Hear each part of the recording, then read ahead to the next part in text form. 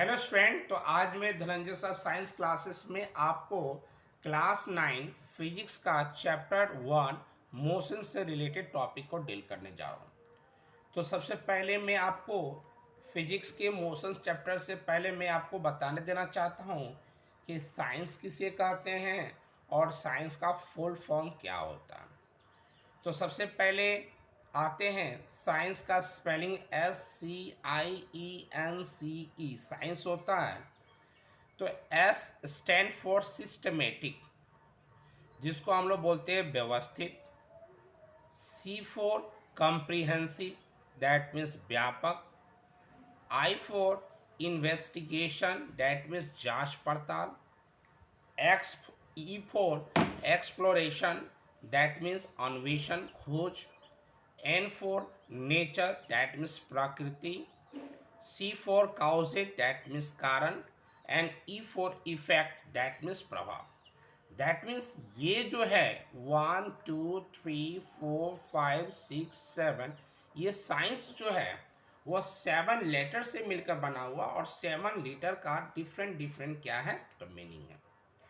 तो साइंस जो है किस वर्ड से बना है तो साइंस साइंटिया वर्ड से बना हुआ, जो कि लेटिन वर्ड है। साइंस का जो लेटिन वर्ड है वह साइंटिया है, जिसको हम लोग बोलते हैं ज्ञान और अनुभव। तो साइंस का डिफिनेशन क्या हुआ तो systematic study of the nature and the behavior of the material and the physical universe based on the observation, experiment and the measurement। Systematic study है प्रकृति के बारे में, उसके बिहेवियर के बारे में, किसी मटेरियल के बारे में, उसको ऑब्जर्वेशन और एक्सपेरिमेंट के माध्यम से जो कंक्लूजन निकल गया उसको हम लोग क्या बोलते हैं तो साइंस बोलते हैं। साइंस का जो है वह मेनली, ऐसे तो बहुत सारे ब्रांच होते हैं लेकिन मेनली जो ब्रांच होते हैं वह 3 होते हैं। एक है फिजिक्स, दूसरा है केमिस्ट्री और तीसरा है बायोलॉजी। साइंस के बहुत ब्रांच होते हैं लेकिन मेनली 3 क्या होते हैं, एक फिजिक्स, दूसरा केमिस्ट्री और तीसरा जो है वह बायोलॉजी है। तो हम लोग मोशन के बारे में जो स्टडी करने वाले हैं वो रिलेटेड टू किससे है तो फिजिक्स से है। तो सबसे पहले हम लोग डील कर लेते हैं कि फिजिक्स किसे कहते हैं।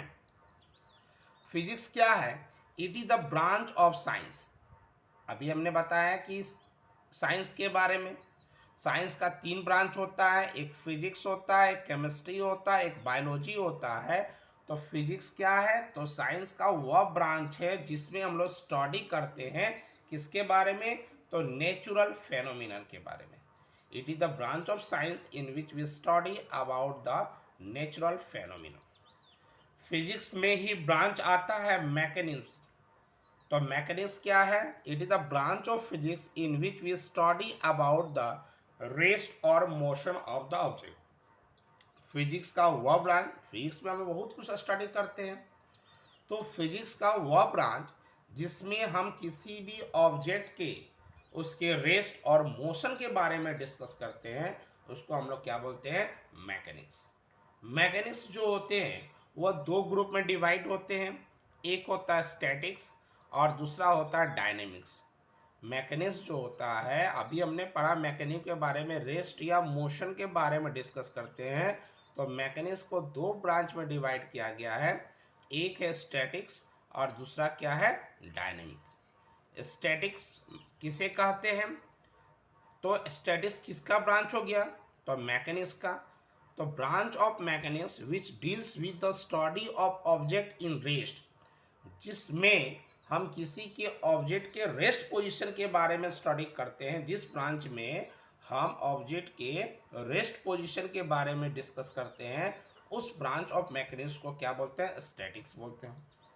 डायनामिक्स क्या होता है, the branch of mechanics which deals with the study of object in motion. जब ऑब्जेक्ट किस में होता है तो मोशन में होता है और किसी भी ऑब्जेक्ट के मोशन के बारे में स्टडी करते हैं तो मैकेनिक्स के उस ब्रांच को हम लोग क्या बोलते हैं डायनेमिक बोलते हैं। रेस्ट क्या है? A body is said to be at rest if it does not change its position with respect to its surrounding. That means आपका किसी भी ऑब्जेक्ट को हम रेस्ट में कैसे बोल सकते हैं? तो रेस्ट का मतलब क्या हुआ कि अगर कोई ऑब्जेक्ट किसी प्लेस पर रखा हुआ और उस प्लेस के कंपेयर में अगर वो ऑब्जेक्ट प्लेस को चेंज नहीं करता है तो उसको हम रेस्ट करते हैं। मान लीजिए सपोज डैट कि हम जो है वह किसी एक फिक्स पॉइंट, मान लो कोई एक पोल है, उस पोल के सामने हम जाके खड़े हैं और आधा घंटा के बाद भी हम उस पोल के सामने ही खड़े रहेंगे तो हम क्या होंगे? रेस्ट में। क्योंकि वो पोल जो है वह फिक्स पॉइंट है, वह तो अपना जगह चेंज नहीं कर रहा और उसके कंपेयर में हम भी अपना जगह चेंज नहीं कर रहे हैं तो उसको रेस्ट में। मान लेते हैं कि एक कॉपी है और उसको टेबल के ऊपर रख दिए, 10 मिनट के बाद भी कॉपी वहीं पर है, दैट मीन्स वह टेबल के कंपेयर में कॉपी अपना पोजीशन को चेंज नहीं कर रहा है तो उसको हम लोग क्या बोलेंगे? रेस्ट। और मोशन क्या है? A body said to be in motion if it change its position with respect to the surrounding. और मोशन हम कब करेंगे? कि अगर कोई ऑब्जेक्ट अपने सराउंडिंग के कंपेयर में अपना प्लेस को चेंज कर रहा है तो उसको हम लोग क्या बोलेंगे? मोशन। जैसा कि आप देखो कि रेस्ट का और मोशन का मैंने तीन तीन एग्जाम्पल दे दिया। रेस्ट में लिखा है a boy sitting in a classroom. एक क्लासरूम है और उस क्लासरूम में एक बच्चा बैठा हुआ है, कुछ समय होने के बावजूद भी वह उसी पोजीशन में बैठा, उसी जगह पर बैठा है तो उसको हम लोग क्या बोलेंगे? रेस्ट है। अब यहाँ पर ये देखना कि कभी भी हम लोग रेस्ट और मोशन कंपेयर करते हैं तो एक फिक्स पॉइंट से करते हैं और उस फिक्स पॉइंट को हम लोग क्या बोलते हैं? Reference point. तो क्लासरूम में है तो क्लासरूम के कंपेयर में ऑब्जेक्ट का पोजीशन चेंज नहीं ना हो रहा है लड़का का, तो वह रेस्ट में है। A tree on the ground, एक पेड़ है ग्राउंड पर, क्योंकि ट्री जो अपना पोजीशन तो चेंज नहीं कर सकता है तो वो रेस्ट पोजीशन में है। अ table in the office, office में एक टेबल है, वो अपना पोजीशन चेंज नहीं कर रहा है या कोई उसका पोजीशन चेंज नहीं कर रहा तो वह किस पोजीशन में है? तो रेस्ट पोजीशन में। मोशन का एग्जांपल भी दे दिया, एक car moving on the road, जब वो रोड पर मूव कर रहा है तो अनदर प्लेस के कंपेयर में अपना पोजीशन को चेंज कर रहा है इसलिए वो मोशन में। Water flowing from the tank, tank में पानी है और पानी जो है फ्लो करके किसी आपका टेप में किसी दूसरा रूम में चला जा रहा है नल के माध्यम से तो वो पानी अपना पोजीशन को चेंज कर रहा है इसलिए वो मोशन में है। अब ball moving on the playground, playground में एक कोई फुटबॉलर जो है वो बॉल को हिट कर दिया तो one place to another place जा रहा है इसलिए उसको भी हम लोग मोशन में है। तो मैंने रेस्ट और मोशन का कुछ कुछ एग्जाम्पल दे दिया। अब ये क्वेश्चन, ये टॉपिक ये है कि रेस्ट और मोशन एक ही समय पर एक ऑब्जेक्ट रेस्ट में भी हो सकता है और मोशन में भी हो सकता है। तो जैसे एग्जाम्पल मैंने लिख दिया, a person sitting in house is at rest, कोई बच्चा है, कोई आदमी है और वो अगर अपने घर में बैठा हुआ तो इस कंडीशन में वो रेस्ट में है। क्यों? क्योंकि वो रुका हुआ है और किसके ऊपर में? तो अर्थ के। तो अर्थ के कंपेयर में वो रेस्ट में है। लेकिन अगर उसको हम अनदर प्लानेट के कंपेयर में लिया जाए तो वह मोशन में, क्योंकि अर्थ जो है वो अनदर प्लानेट के कंपेयर में मोशन में रहता है। तो अगर कोई व्यक्ति घर में बैठा हुआ है, रेस्ट में है, तो वह अर्थ के कंपेयर में रेस्ट है लेकिन अनदर प्लानेट के कंपेयर में मोशन। उसी तरह अगर कोई व्यक्ति जो है वह बस में बैठा हुआ, तो बस में जब बैठा हुआ है तो inside the bus another passenger, conductor, driver, suitcase के सीट के कंपेयर में वह रेस्ट में होता है।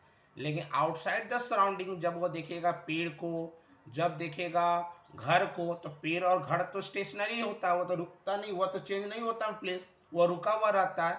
लेकिन हम तो मूव कर रहे हैं। तो जब कोई व्यक्ति जो है या तो बस में बैठा हुआ है या तो ट्रेन में बैठा हुआ है तो inside the bus, inside the train वह रेस्ट में होता है, लेकिन outside the bus, outside the train वह किस में होता है? तो मोशन में होता है। अब आ जाते हैं फिजिकल क्वांटिटी किसे कहते हैं? तो those quantity which can be measure, physical quantity वैसे क्वांटिटी को कहते हैं जिसको हम लोग क्या करते हैं? मेजर करते हैं। फिजिकल क्वांटिटी कितने प्रकार के होते हैं? तो फिजिकल क्वांटिटी दो प्रकार के होते हैं, एक होता है स्केलर क्वांटिटी और दूसरा क्या होता है? Vector quantity. फिजिकल क्वांटिटी कितने प्रकार के होते हैं? तो दो प्रकार के होते हैं, एक होता है स्केलर क्वांटिटी, दूसरा क्या होता है? Vector quantity. स्केलर क्वांटिटी किसे कहते हैं? वैसा फिजिकल क्वांटिटी जिसका केवल मैग्नीट्यूड होता है, न्यूमेरिकल वैल्यू होता है और कुछ नहीं होता, उसको हम लोग क्या बोलते हैं? Physical quantity.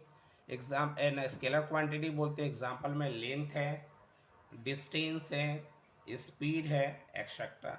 और वेक्टर क्वांटिटी किसे कहते हैं? वैसा फिजिकल क्वांटिटी जिसका मैग्नीट्यूड भी होता है और डायरेक्शन भी होता है। जैसे एग्जांपल में डिस्प्लेसमेंट हो जाएगा, वेलोसिटी हो जाएगा, एक्सेलरेशन हो गया। दैट मीन्स स्केलर क्वांटिटी में आपका 5 किलोमीटर हम बोल दिए तो इसमें केवल क्या बता दिए? मैग्नीट्यूड। मैग्नीट्यूड में क्या होता है? न्यूमेरिकल वैल्यू और यूनिट। जैसे मैंने 5 किलोमीटर बोला तो न्यूमेरिकल वैल्यू 5 किलोमीटर 5 हो गया और यूनिट क्या हो गया? किलोमीटर। लेकिन अगर डिस्प्लेसमेंट को लेकर चले या वेक्टर को लेकर चले तो 5 किलोमीटर ईस्ट, मैंने 5 न्यूमेरिकल वैल्यू बोला, किलोमीटर यूनिट हो गया और ईस्ट लिख दिया। किसी एक डायरेक्शन जब आ जाता है तो वह वेक्टर क्वांटिटी। तो स्केलर क्वांटिटी में क्या होता है? केवल मैग्नीट्यूड होता है और वेक्टर क्वांटिटी में क्या होता है?